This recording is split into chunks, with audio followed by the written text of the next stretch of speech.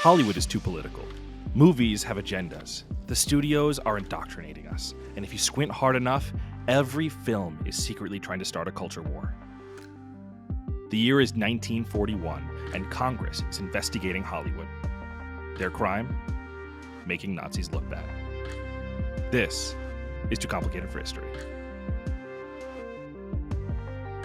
I am your host, Isaac S. Loftus, joined as always by my knowledgeable co-host, Dr. Lynn Robbins. Hey there. And we come to you twice a month to bring you the history that has fallen through the cracks of your curriculum. And we have an interesting, change of pace for you today. Yes, very, very excited to have Chris Yogerst with us today. He's an author, a columnist, and a media historian who focuses on the social and cultural impact of popular culture. And we're going to be talking about his book, Hollywood Hates Hitler, Jew baiting, anti-Nazism, and the Senate investigation into warmongering in motion pictures. It's a mouthful, but it's super exciting. Thanks for being here with us, Chris. Thanks for having me. Yeah, the subtitle was suggested by the publisher. This was a really hard book to title because anytime people would be like, "Oh, what are you writing about?" and I would be like, "Oh, well, the 1941 U.S. Senate investigation into motion picture propaganda." And be like, "Oh, anyway." No further questions. Exactly. But as you know, I mean, there's so much in the story, but it's like it was hard to, and that's why eventually the publisher was like, "Let's just call it Hollywood Hates Hitler." It's like, okay, that works.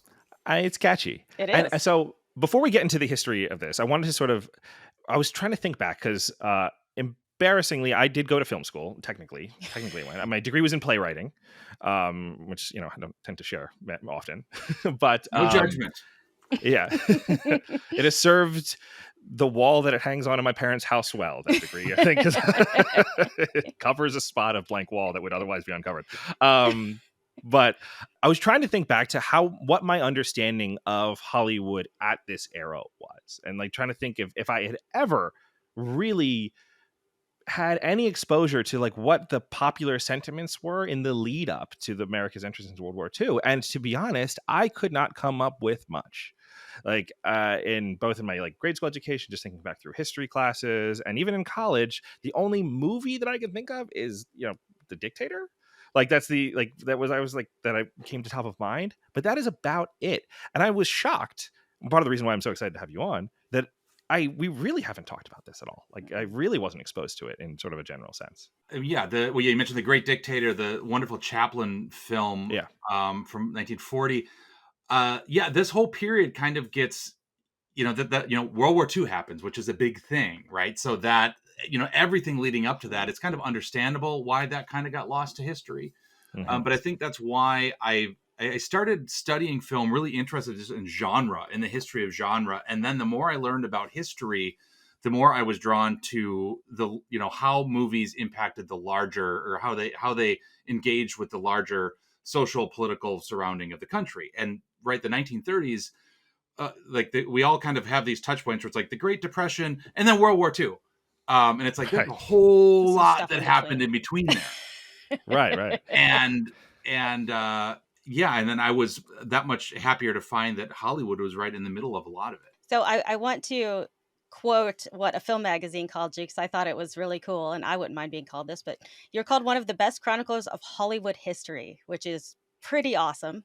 And you talked a little bit. I couldn't believe that when I read it either. I would print it out and like have it on my wall and just look at it every morning to remind myself. So you have several books. We're talking about one of them, but can you talk a little bit about sort of your background? So were you just, as a kid, just a big fan of Hollywood? Were you interested in history? And then, pop culture's fun. So how did you go from all this into sort of pop culture? I was definitely society? A pop culture kid. Growing up in the 80s, it was like there were so many fun big movies, right? Everything from Raiders of the Lost Ark to Ghostbusters and Back to the Future. You had to love movies in the 80s, right? And there were just so many fun ones. And so I grew up with that love, and it was just kind of always maybe in the background a little bit. I had a lot of things I was interested in. And even when I started college, I didn't really know. This was still the era where you had to in order to know what you majored, you had to go find a book at the library and flip through it and see what could I major in? So it took a while before I'm like, oh, I can study movies? Okay. So I did that for my undergraduate and graduate, and then my doctorate was in communication. And during my time studying communication more broadly, I got interested in philosophy and more just like straightforward American history. And I started to connect the historical pieces to Hollywood again, where instead of analyzing movies and looking at the art of movies, I'm looking at how the mass media engages in the social and political discourse of the day. So that allowed me to keep studying movies and watching movies, but then also looking at just more like traditional history and seeing where the bridges are between the two. And I think that's my favorite kind of history to read. So I feel like there was a lot of film studies folks where they're focused more on the art of it. And I feel like that's kind of the niche that I found where I'm kind of that bridge between the entertainment empires and the political history. And I feel like that's a really interesting merger point. And I feel like I guess I've just decided to live there. Yeah, I mean, it is fascinating because the art that is made, from an artistic perspective, it isn't made in a void. Right. It is influenced by all that stuff. And so, for context for the audience listening, like, what is the state of Hollywood, like in that Great Depression era leading up to World War II? Like, what is Hollywood? What are movies at that time? Yeah. Yeah, well, movies are hugely popular because they're cheap. People in the Depression, I mean, if you think about like every little town had a beautiful tiny movie theater that was built in the teens or the 20s. Every big city had like a dozen of them or more. It was almost like every neighborhood. So it was something that people could. It was like when you had no money, you could at least go to the movies. Well, like once a week we'll go see a movie. And so it was like the primary and most accessible form of entertainment in the 30s, in the whole decade. And of course, the peak of, I know one of the questions that was in here, one of the peak of movie going, most sociologists agree, was like 1946. The numbers vary, but a lot of it is in the neighborhood of like 85 million people a week would go see a movie at least once every week. And some of those was more. Some of that. So we're on the way up to that. And I think this really got a lot of steam during the Great Depression, just because people couldn't afford to go on trips and do stuff. So it's like, well, we'll go down the street to the movie theater. So movies had a lot of power, and they had a lot of, everyone knew what the movie studios were, which studios produced certain kinds of movies. Each studio had like a house style. You knew what kind, you knew you were going to an edgier movie if it was Warner Brothers, or a more escapist movie if it was MGM, that kind of stuff. This was pretty well known. And when you read like the film criticism at the time and columns at the time, it's pretty clear that this was like common knowledge. So movies were like everything, because this is before television, of course, and it was, we had radio, but it still wasn't competing with movies. So that was what you could do at night when you didn't have time to go do anything else. But radio was still super important, as it plays a role in my book here as well. And there was a really important Warner Brothers film from 1937 called Black Legion. Big crux of that movie is that the Humphrey Bogart character gets radicalized because he was listening to this maniac on the radio telling him how, all the foreigners are coming in and taking jobs. And it was anyone watching that in 1937. We're like, oh, it's Charles Kaufman in Detroit spewing all of his hate. And here it is in the movie, kind of thinly veiled. Right. So I guess the long answer to a very easy question, movies were a huge deal in the 1930s. Gotcha. Well, and it sounds like a lot of it was escapist. That's what I think of when, depression, we're in war. Obviously, you want to sort of go to another world and get a break for a while. And your book is a lot about propaganda and the use of propaganda in movies. So before we got too deep into that, could you explain to us what propaganda meant at this time when it came to Hollywood movies? Yeah, well, it's very similar to today, where people use the word propaganda to just describe something they disagree with, right? We hear that all the time now in our current political discussions. So there was a lot of that, but there were certain things at the time that, especially during World War II, that were very clear propaganda, right? Like your Frank Capra documentaries, the Why We Fight stuff. the movies, the war movies that were coming out in the beginning of the war were clear propaganda, because they were like, as definition, where it's like promoting a very specific cause and it's biased in its specifics, where it's like these early war movies were showing, they're kind of whitewashing battle and showing it as kind of this clean, simple, you know, hoorah, the good guys always win, and it's our patriotic duty to, you know, like watch these movies and support the people doing the stuff that we're kind of pretending in the movies. But in the 30s, a lot of movies were just mirroring the world as it was, in a lot, especially from Warner Brothers, but from some of the other studios as well.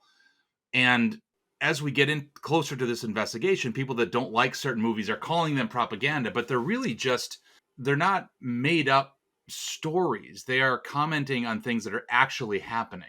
Mm-hmm. And that's why even like Black Legion, the movie I mentioned, I always try to mention it because nobody has seen it. Everybody needs to see it. But it's like that movie is just picking stuff out of the headlines and putting it into the story. So almost everything in that movie you can find in the newspapers of that year. Mm-hmm. So it's really more of a mirror and engaging than it is trying to drum up an attitude of some kind and push people in one direction or the other, which is generally what propaganda is. And again, I think the easiest comparison is when you look at the movies in the 30s from the movies in the 40s, you can very easily see what they were calling propaganda in the 30s was not really propaganda, because we had that a few years later. Interesting. So is this the change of propaganda as a term, as a political term? Is this the era that it changes, or is it just that it changes with Hollywood in specifically? Well, because of course, right by the late 20s, we have like Edward Bernays writing about propaganda, and we've got it's starting to come into the consciousness a little bit more. Right. But I wonder by like the mid 30s how wide that was yet. You know, how far that had actually reached. Like, you know, probably not to, you know, small town America. Right. But definitely by the late 30s, I would assume everybody had at least heard that term, at least even if it was just weaponized by politicians. Right. Because it was in, correct me if I'm wrong, I swear this is knowledge is coming from Inglourious Bastards, but was it Goebbels' title was like the Minister of Enlightenment and Propaganda, right? It was what he was called. Right. So it definitely was a very Orwellian, right? Yeah. Yes. Very, very sort of on the nose. Yeah. Not trying to brush over that at all. Yeah. That's really, I mean, it's an interesting spot to think of, and it makes me, I'm really interested in diving deeper into this, because thinking about how people are perceiving something as it's happening is a really interesting, rather than in retrospect, is an interesting place to be. So the lead up to this investigation, how does this like set the stage of like, how do we get to the subject of your book? Well, yeah. So there's a lot of things. And really, when I started this book, I was just going to do like just the investigation. But the more I got into it, the further back in the 30s I had to go, because I kept seeing like, oh, these seeds, these were planted before, and then there's something before this, right. And it's like I had to stop somewhere. But it was like I probably could have kept going back, but I tried to do it just like towards the end of the Great Depression. But really, so you have the Great Depression, which obviously is a big upsetting factor in the culture, and that creates also kind of similar today. I mean, you've got social and economic unrest, and it pulls out lots of extremes. People have lots of extreme reactions to that.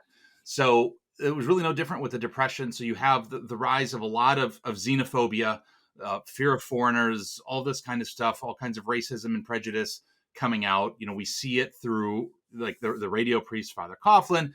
We see it through the rise of the Black Legion, which is kind of this KKK-esque group.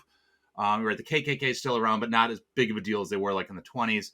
And this creates a movement that is simply just described as like isolationist.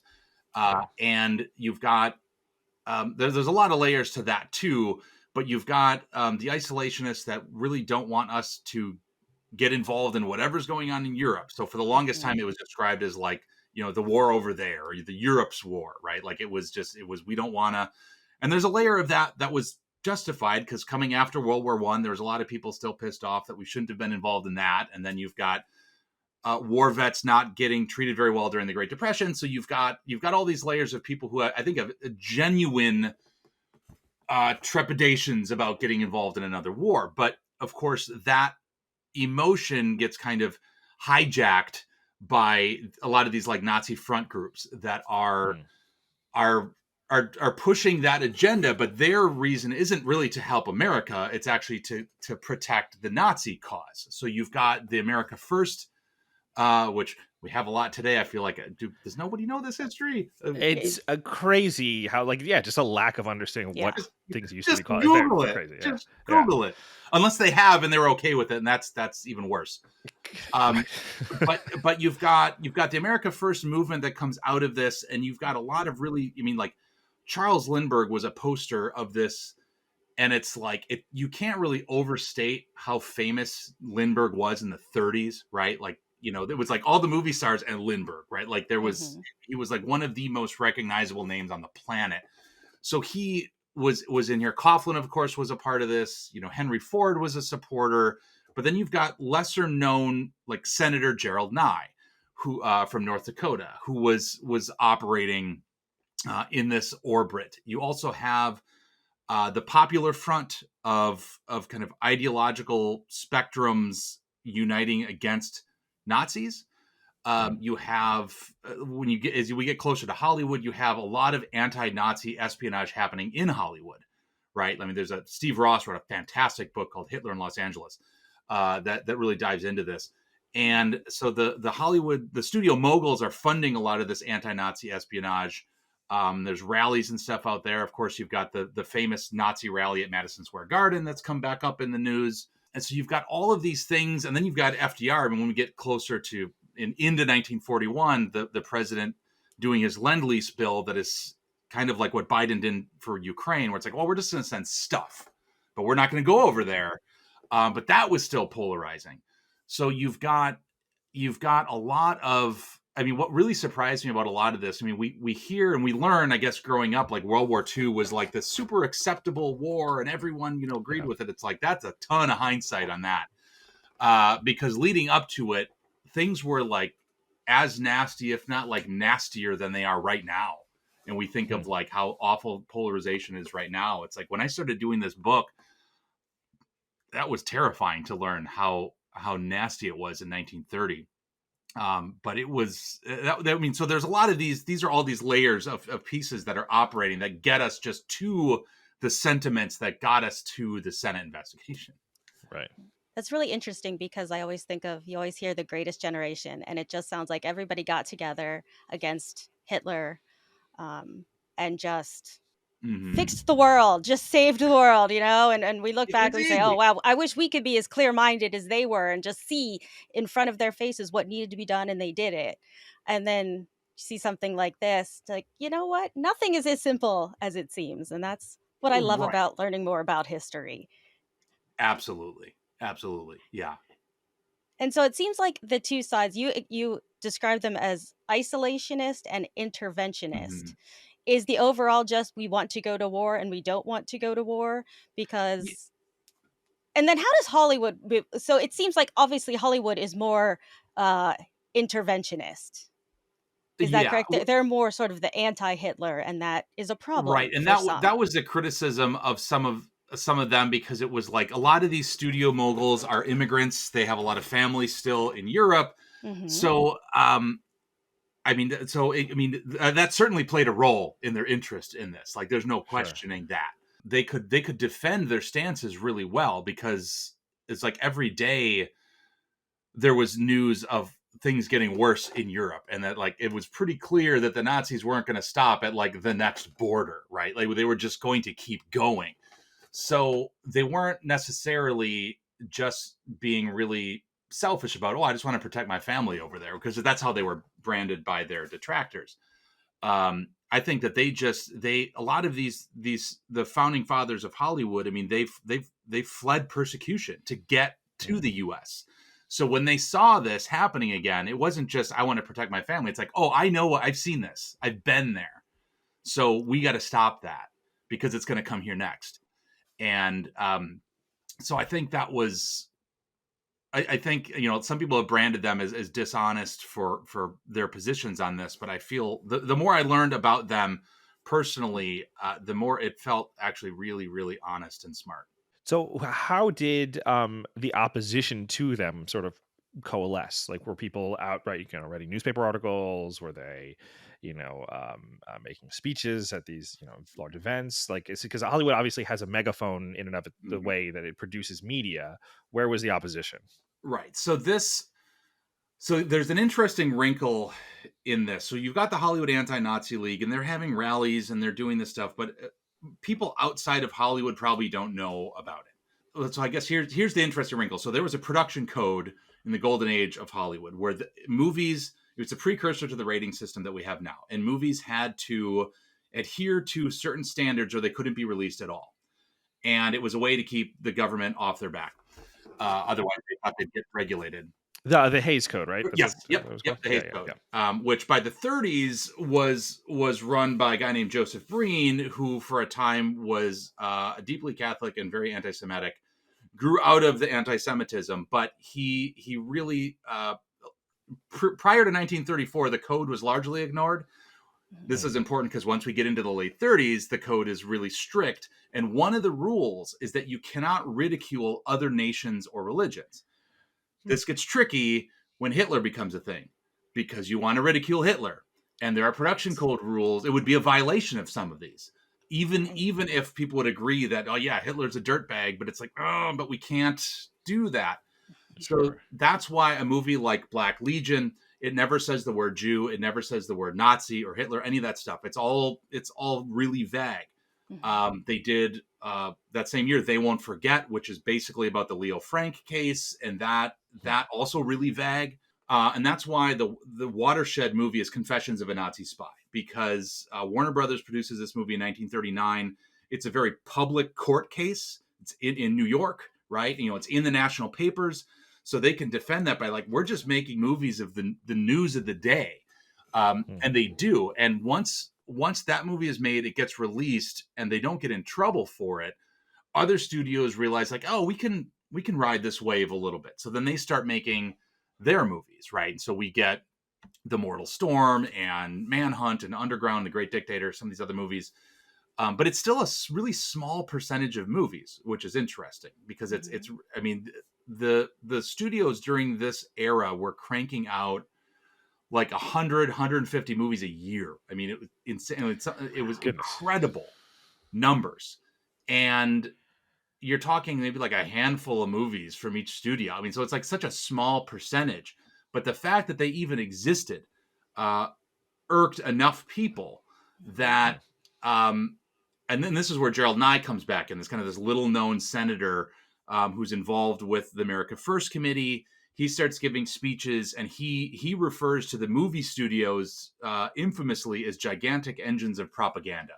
So that kind of starts this wave of like, oh, maybe we'll look into what they're doing there in Hollywood. And what they do is that, I want to make sure I get my trajectory right here. So they use the Interstate Commerce Committee as their conduit for this. So the Interstate Commerce Committee was run by Burton Wheeler, and they get DeWorth Clark and Gerald Nye to put together an investigation into, we're sending these movies across state lines and we don't really like what's in these movies. So let's start asking questions. I still don't know, as we'll find out, who they were asking questions and what answers they were getting, because they really didn't have any good information, which is kind of awesome. But they were convinced. They were really convinced that movies were dangerous. And this is the next. I mean, there had been in the early 30s. It started in 1929. There was the Pain Fund studies that was dedicated to seemingly proving that movies were corrupting kids, and it didn't really work. It didn't really take off. I mean, they made a bestseller out of it called Our Movie Made Children in 1933, but that kind of came and went. So here we are again. That movies are, if they're not corrupting the kids, they're just corrupting everybody.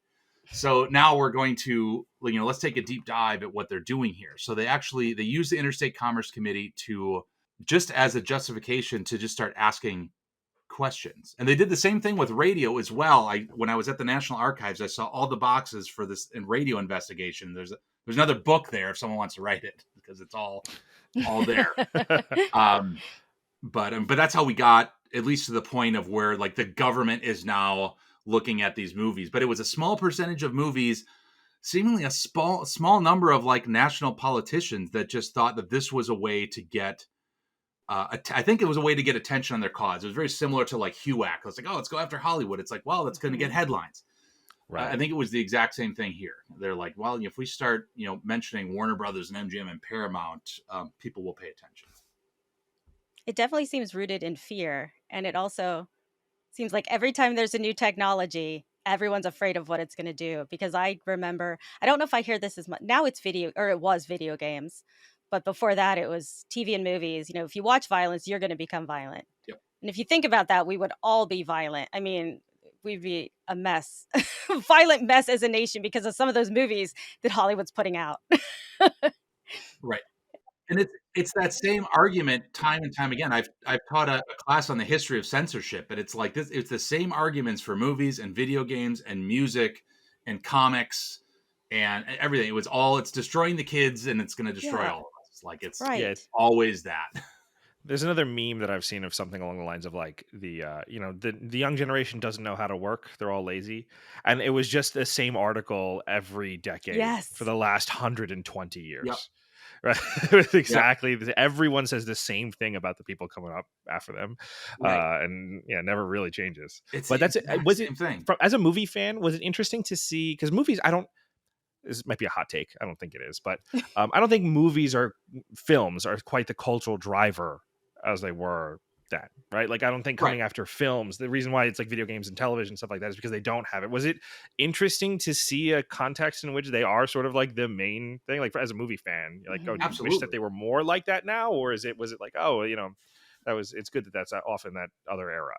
Right. Well, yeah, there's so much. I mean, I feel like the 20th century, it's like we had our era of like whatever the cultural fear was around. And it's like, once we got into the 20th century, we didn't really like fix anything. We just have all of them now. And it's like, sure. And now you can find people afraid and concerned with all of these things. Yes. But it is interesting to look at this where it's like it was the biggest form of entertainment, and we were talking about it because like when you get into like the 50s and you've got the scare around comic books, it's interesting and the accusations are insane, but they're still not as big as movies, right? Like it's still not, movies were still a bigger thing at that time. Yeah, TV at that time was probably still bigger. It is interesting when you look at this, when the discussion is around what is like the biggest cultural force of that moment. Yeah, absolutely. Yeah. So can you set up this investigation for us? It sounds like you have a small number of disgruntled politicians, a small number of movies that are saying things that these politicians don't like, and they decide, well, let's make this illegal, or let's punish them for making these films. I mean, that's sort of the oversimplified take that I'm getting. So can you give us the sort of overview that maybe isn't so simplified? It's both oversimplified. Well, it's really not oversimplified. Actually, like there's a lot of details that add up to basically just that. It's like you've got all of these politicians, and it was a bipartisan thing too. I mean, so it wasn't just all Republicans or all Democrats. And what's funny is that you have a Democrat and a Republican that put this together, and then it's actually a Democrat that unravels this whole thing day one. But even though it keeps going for 2 weeks, basically pulls the rug out on day one, which is fantastic. But yeah, you've got, once we get to the actual investigation, it's Gerald Nye and then Bennett Clark from Missouri. They are the two, kind of the first two there that are going to testify, and they are the ones that are most like ardently just convinced that Hollywood is dangerous. There's also Charles Tobey and Wyland Brooks, who are very quiet during this. There's another guy, Homer Bone, who ends up not going at all. He gets sick. And then there's Ernest McFarland, who's the junior senator from Arizona, who, just being a good lawyer, he asks good questions and the senators can't answer them. So But it's really, this is the group. So the investigation starts with the senators, and then they start bringing in like their key witnesses, and then that's the first week, and then the second week they have then they allow Hollywood to defend themselves. So that's basically the setup. But there's another interesting piece of this, because it wasn't a regular like criminal investigation type courtroom setting. There wasn't a full cross-examination from the defense allowed. So Hollywood brought in the dark horse favorite Wendell Willkie to be their counsel, but Willkie was not allowed to speak at all. And they said, well, yeah, you can have your counsel here, but the senators said, well, we're running the show, we're asking the only questions, and then you'll leave when we say. Which is frustrating, but it was actually great because Willkie was so media literate, he just got pissed off all day, and then he would unload to the press. So I spent so much time laughing out loud reading whatever I found in ProQuest historical newspapers, because he was so pissed off all day, and then he would just let him have it. It was like his Twitter feed. Pretty much. Yeah, if Willkie would have had Twitter during this, he would have been on his phone the whole time, just ripping heaters. It would have been great. But yeah, that's what was weird about it too. They weren't able to really defend themselves that whole first week until the Hollywood moguls actually got to sit down and speak. And this may be a strange question, but I like to visualize, and I'm assuming there's no diversity in these senators, as far as they're probably, all like Christian males. How about age-wise? Are they older? Because I'm just picturing, how, the one generation comes in, the other one goes out, and then the older one is sort of afraid of the newer technology. Right. Well, from what I remember, they were all, I think they were all older except for McFarland. He was the junior senator who had only been in office maybe a year. Wow. Maybe more than that. Not longer. Not a lot longer if it was more than that. Yeah, there was definitely that element of it was a lot of politicians that were old enough to have probably grown up without movies, so that this this was that thing that the kids were into, right? And yep. And they're just having their damn kids moment. There's probably an element of that here for sure. Oh, it's interesting. How competent was their understanding of like what was going on and how movies are made? Or I'm just curious because like sometimes I look at Senate hearings today. It was okay, so bad, it's hilarious. Okay, it's good to know things never change. No, it was terrible. So here's what unraveled the first day. So Nye comes out and he starts making these big proclamations about how dangerous movies are and all this kind of stuff. And McFarland, who's one of his colleagues on the bench here or whatever, on the dais or whatever, wherever they were in DC, he just asked an honest question. He said, look, I don't go to movies a whole lot. I don't know a whole lot about them. Can you just fill in like what is so bad about these movies? And being a real American politician, Nye's responses are all basically like, well, we have it on good information that these movies are bad and that we really need to be careful about who's watching these and who's making.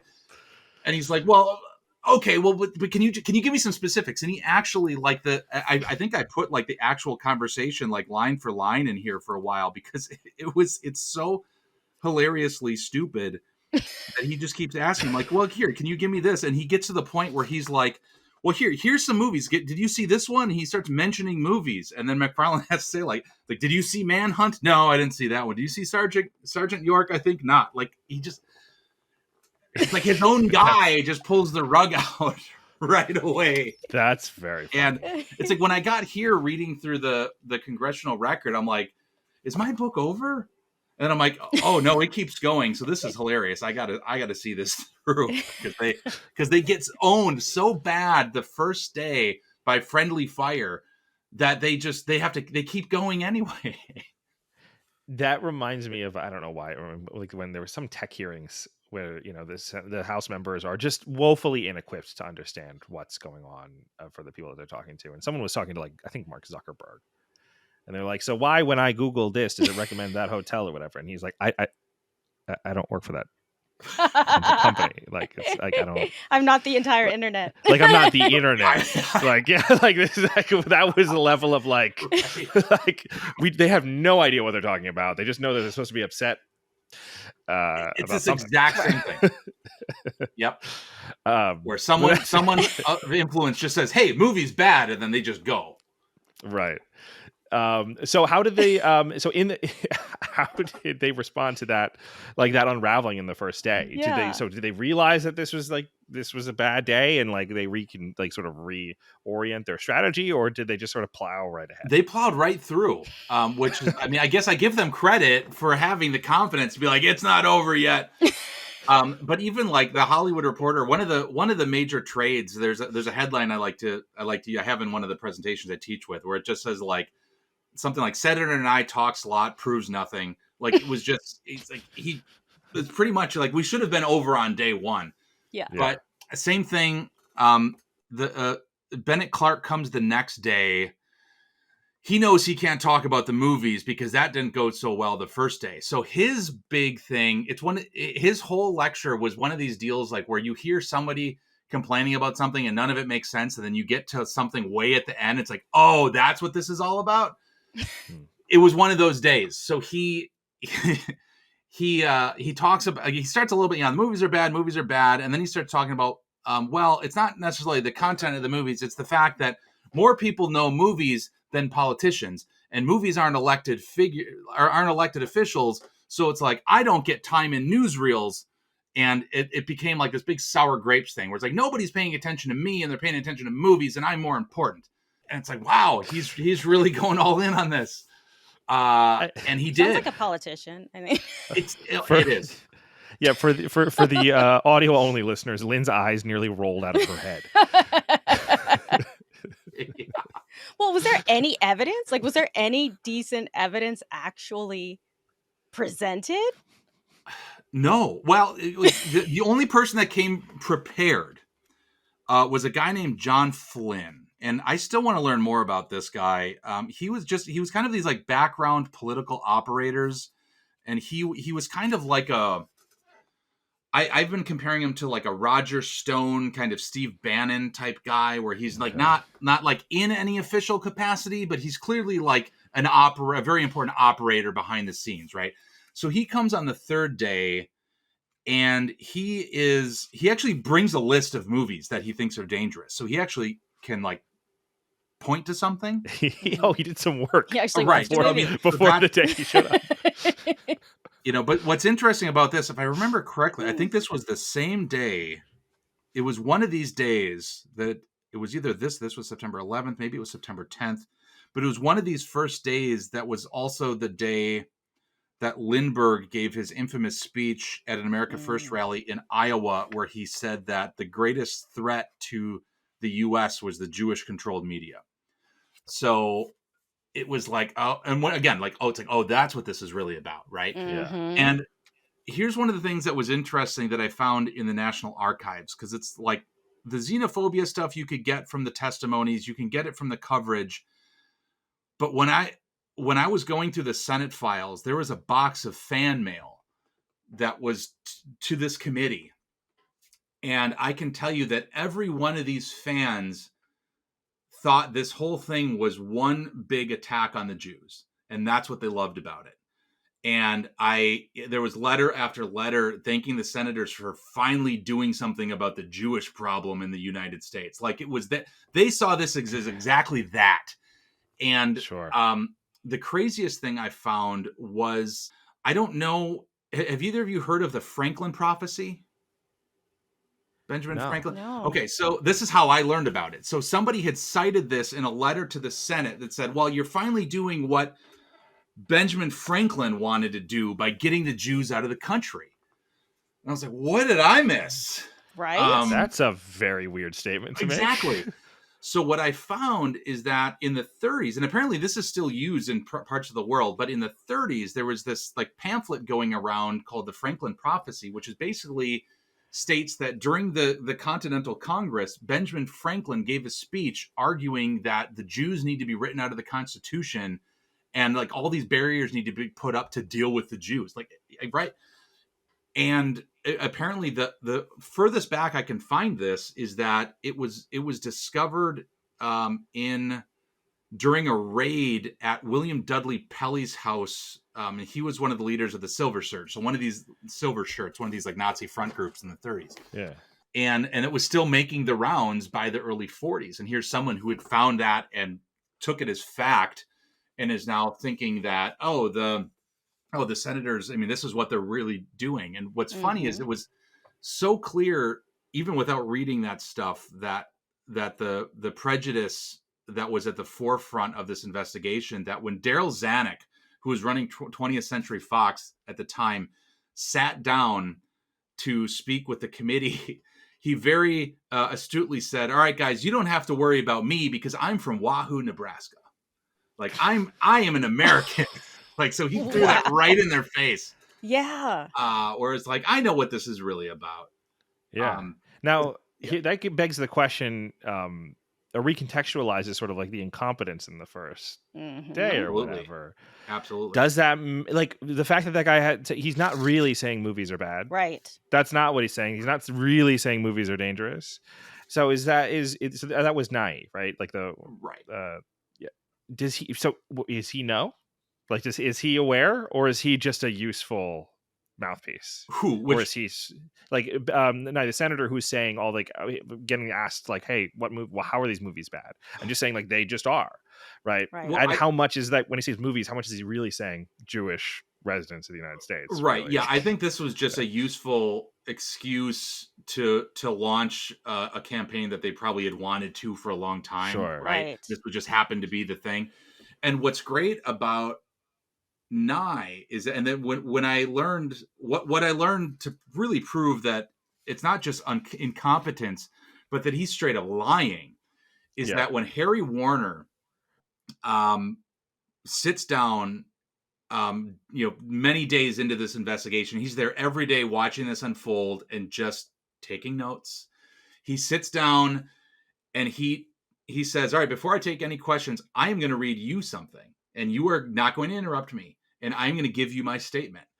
And in this statement, he not only like defends the industry and all this kind of stuff and defends them making movies about, because they did Confessions of a Nazi Spy, so making movies that are ripping from the headlines, but then he produces a letter that Senator Nye sent the studio in 1939 saying that not only did he just watch Confessions of a Nazi Spy, but he loved it and it made him proud to be an American and he wishes Hollywood make more movies like this. And reading the trades were great because everyone was describing how red Nye went. But it's like, even then, like this should have been the end. Like he should have just went home. Yeah. But they still kept going. Yeah, I mean that's the trick with dog whistles, right? And sort of like when you're having a conversation that's not the real conversation, right? Is that sometimes it looks nonsensical and stupid, right? Like like they're meant to be silly at some level because then there's plausible deniability to the reality of what you're doing and who you're talking to, but because of the fan mail you were saying, like clearly the people who they wanted to hear heard. Right, and those who didn't get the code just thought it was a silly going after movies and as don't list, they're like crazy. He clearly doesn't know what's just what he's crazy talking about. Old guys. Yeah, exactly. Wow. And that's a great way to put it too, because it's like you to fully get into this, you got to see some of the coded language, right? Because there would be times that they would say, because one thing, they never brought Charlie Chaplin in, but they threatened to do it time and again. And I wished they would have, because he would have talked circles around these clowns. I mean, it would have been fireworks like we've never seen before. But it was like every time they would mention Chaplin, someone would go, oh, but he wasn't born here, right? Oh, no, he wasn't. And it would be like, why did you need to mention? Why does that matter? Right. Why is that relevant? That was always, anytime someone wasn't born here, they had to mention it. Right. So it was like, you keep coming back to it. It's like, oh, what are you really getting at?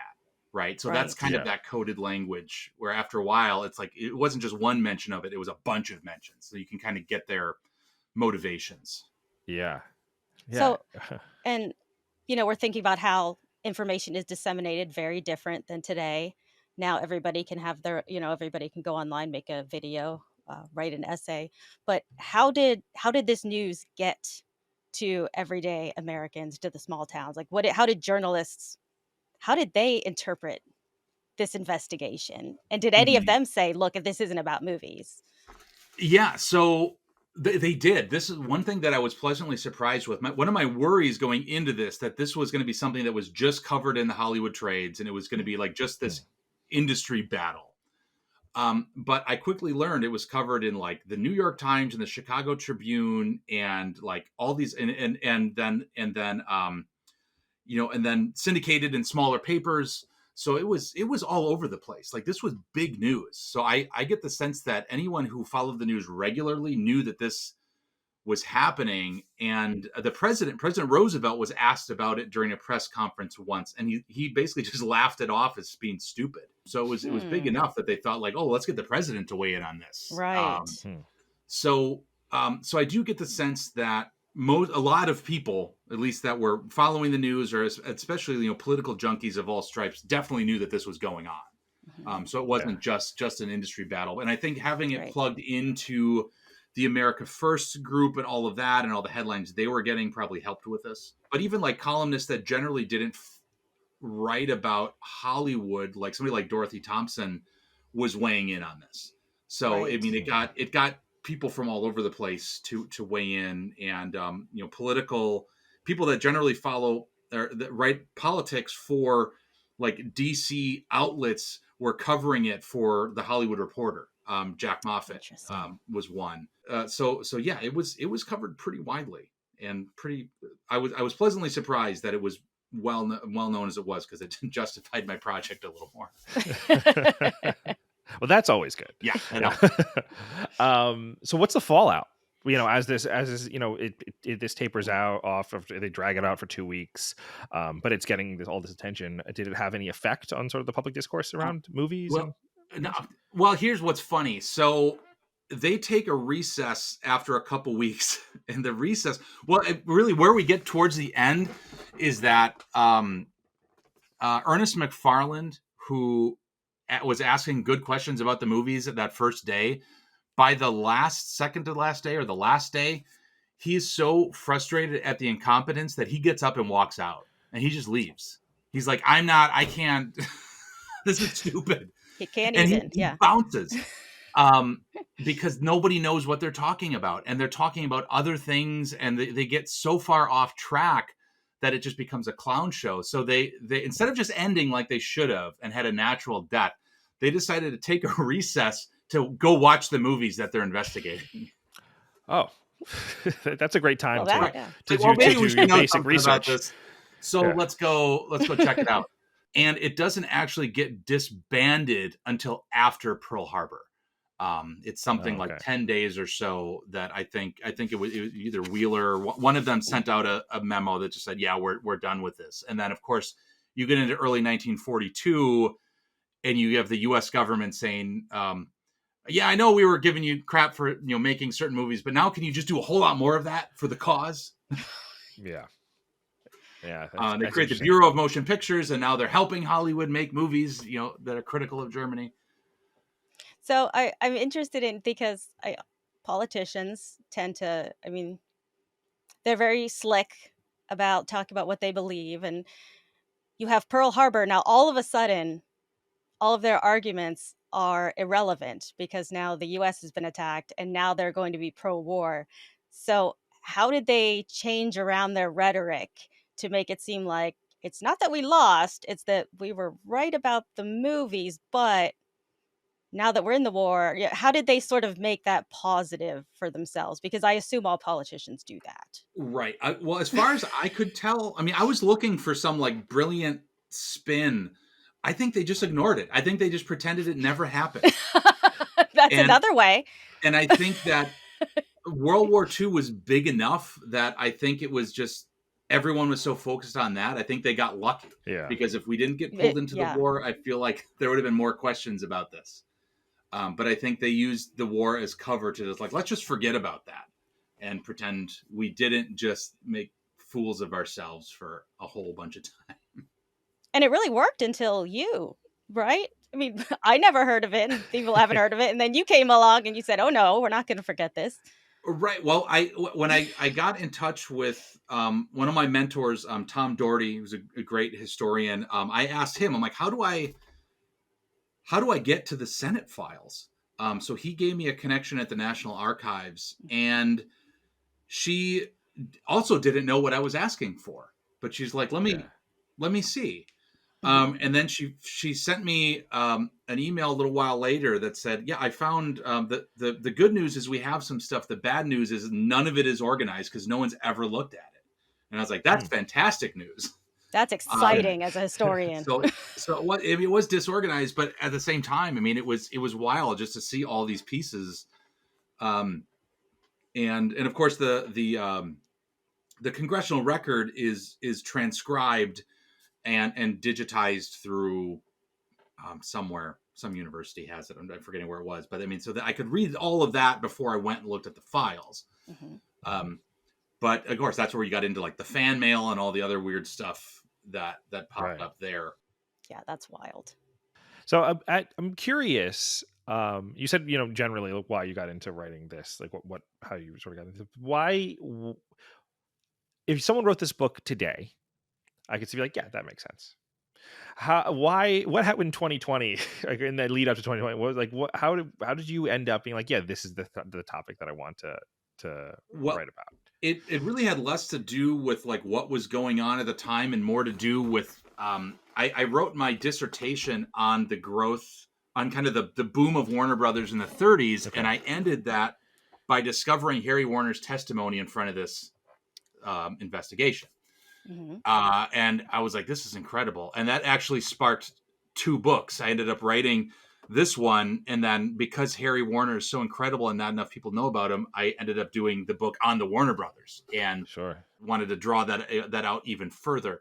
But yeah, it had more to do with that. And the thing is, I thought the book would be a lot more relevant in 2020, but it also came out during the pandemic, and like nobody was home and distributors were gone. So it was like, I'm working on revamping this book and doing like another edition, maybe through another publisher, because I want more people to know about it because it's so weird. Absolutely. Yeah. And, some of this stuff, not going to lie, genuinely unsettling. It really is. In terms of like how clearly it echoes a lot of conversations that are taking place today. And sadly relevant, right? Like this is something where it's like, oh, that feels like 1940. It's like, no, it feels like 2025. Absolutely. Because it feels like at this time, whether or not the movies had that power, it was believed by some that it had that power. So I was trying to think about today, would it be the internet? Would it be, it could still be movies? How would you look at it today? Like I said, let's say you're going to write this book today. Do you think there's a specific media that echoes? Yeah, if they were going to call investigations into something like this, who are they pulling up? Is it YouTubers? Probably. Is it TikTokers? Well, yeah, I mean, it's a multi-pronged thing for sure, but I mean, like definitely social media, definitely anything, and maybe more specifically than social media, algorithm engineers, right? Like they would be the ones that are pushing certain ideas and thoughts and emotions that are going to spark, certain movements. And that's, I think, what the senators were afraid the movies were doing. But there were so few of these movies that it wasn't be different. It was like every other movie coming out, but it simply wasn't. It was like 2 out of 120 per studio. So it was such a small number that really didn't justify it. But yeah, today, and frankly, I think there should be that kind of investigation today. Like we should be talking about the people, more. We should have more discussions with the people that are designing algorithms. Because I think what the America First Committee was fearing that the movies were doing is what the algorithms are actually doing online today. Yeah. Right. Interesting. Yeah. It's like if the America First Committee had some version of ICE in the 1930s, right, there would be no Jewish people left, right? Like they would have pushed them all out. Which is terrifying. Well, I would say, as unsettling as it is, I really appreciate you diving in, because it does. Oftentimes, the past seems glossy in looking back on it, especially this era of the 20th century, because of the unified feelings coming out of World War II into the 1950s and sort of like the vibes of the era.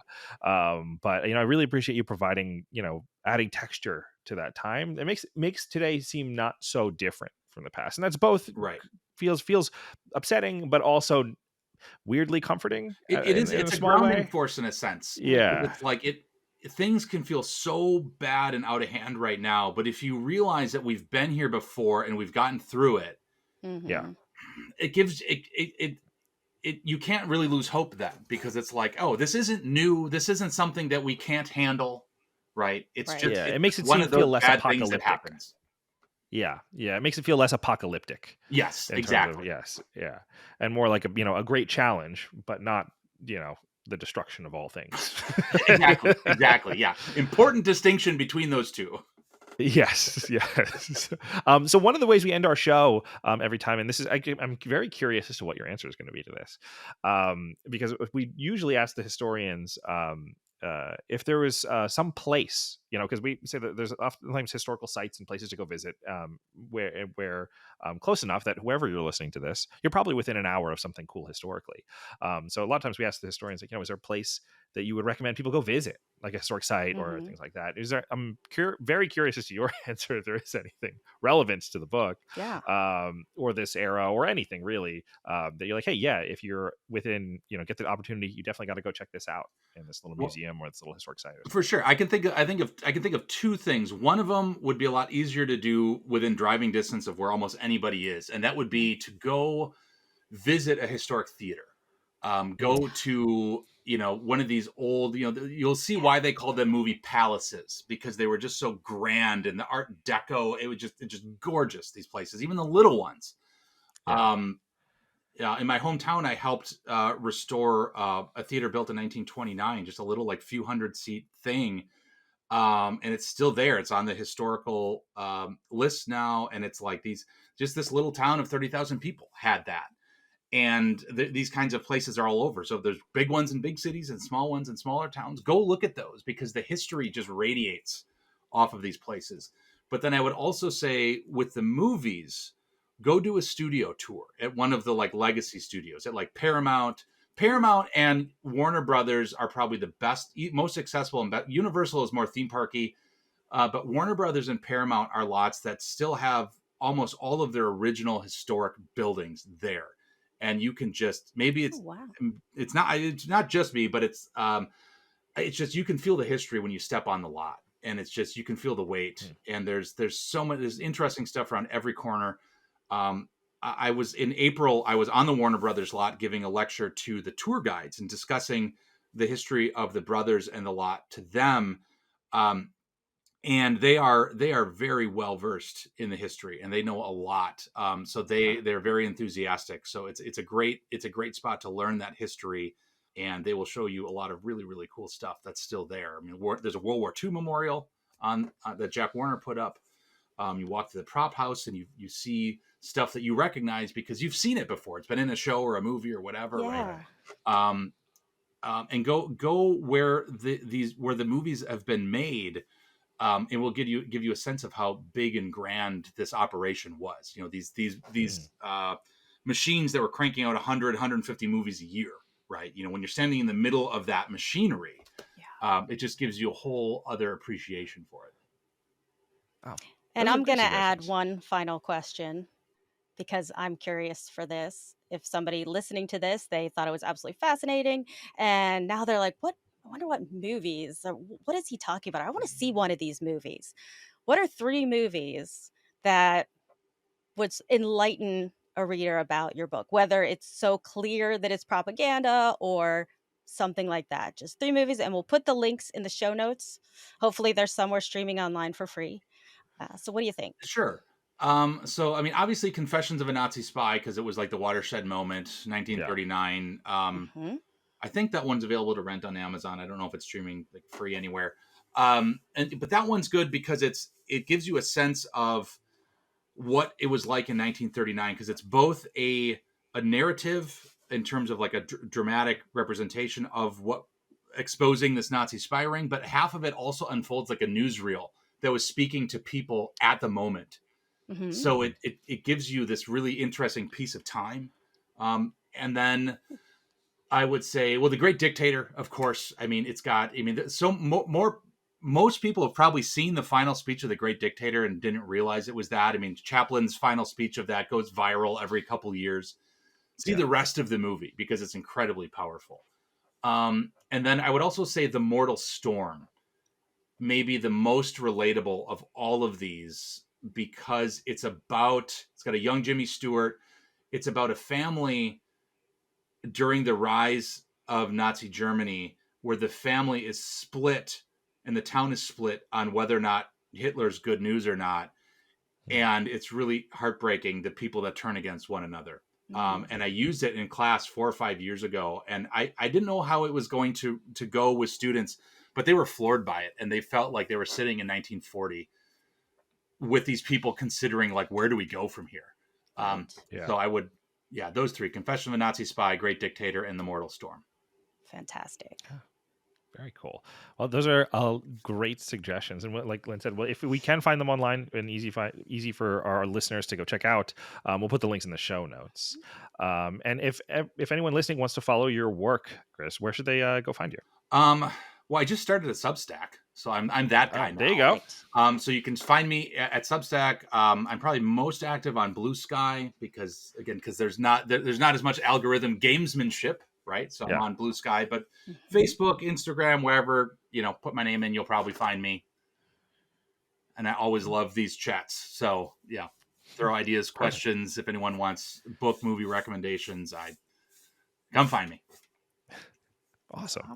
As always, this conversation was brought to you by our supporters over on Patreon. So if you want any exclusive access to behind the scenes content and some early access to some work we do that is not podcast related over at Primary Source Media, go check that out at patreon.com/primary source media.